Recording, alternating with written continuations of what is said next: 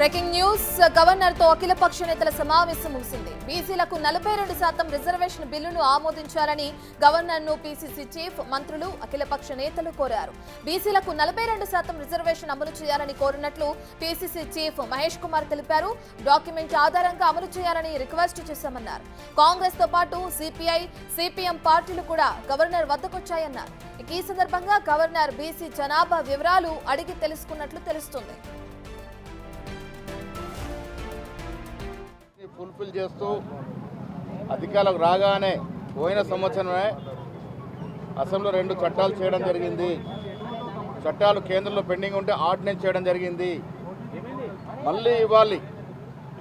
గతంలో 50% సీలింగ్ ఉన్నదని ఎత్తేస్తూ 42% లోకల్ బాడీస్లో బీసీలకు ఇవ్వటానికి సుగమం చేస్తూ ఆ 50% సీలింగ్ని వెత్తేస్తూ నిన్న మళ్ళీ కొత్త చట్టం చేయడం జరిగింది. అది గవర్నర్ గారికి వస్తుంది కాబట్టి కుల సర్వే ద్వారా వచ్చిన డాక్యుమెంట్ని ఆధారం చేసుకొని అదే బేస్గా చేసుకొని రాష్ట్ర అసెంబ్లీలో చట్టాలు చేయడం జరిగింది. పంచాయతీరాజ్ మంత్రి గారిని బిల్లు ప్రవేశపెట్టినారు. నేను అసెంబ్లీలో ఆమోదం పొందింది, వాళ్ళ కౌన్సిల్లో ఆమోదం పొందింది.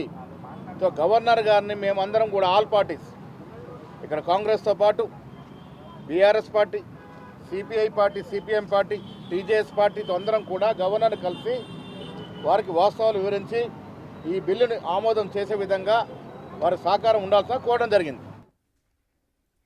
బీసీలకు 42% రిజర్వేషన్లు అమలు కావాలంటే చట్టరూపం దాల్చాలన్నారు బీఆర్ఎస్ నేత కేవీ వివేకానంద. లీగల్ చిక్కులు రాకుండా ఉండాలంటే మొదటి నుంచి తమ పార్టీ చెబుతోందన్నారు. ఇక తమిళనాడు స్ఫూర్తితో రిజర్వేషన్లు సాధించుకోవాలని సూచించారు. కేంద్రంపై కాంగ్రెస్ పార్టీ పోరాటానికి తమ మద్దతు ఉంటుందన్నారు. బిల్లుని సానుకూలంగా స్పందించి మరి ఒక 42% రిజర్వేషన్స్ని కూడా అమలు చేసుకోవాలనే ఉద్దేశంతోనే ఈరోజు పార్టిసిపేట్ చేయడం జరిగింది.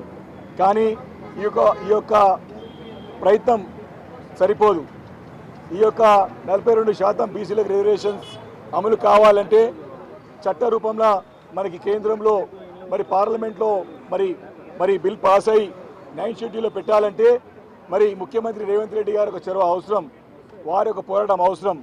ఈరోజు బిల్లుని మరి ఇక్కడ అయినా మరి లీగల్గా మరి కోర్టులో మరి నిలబడని ఒక ప్రశ్న కూడా ఉత్పన్నమవుతా ఉన్నది. కాబట్టి లీగల్ చిక్కులు రాకుండా ఉండాలనే బీఆర్ఎస్ పార్టీ మొదటి నుంచి చెప్తా వస్తూ ఉన్నది.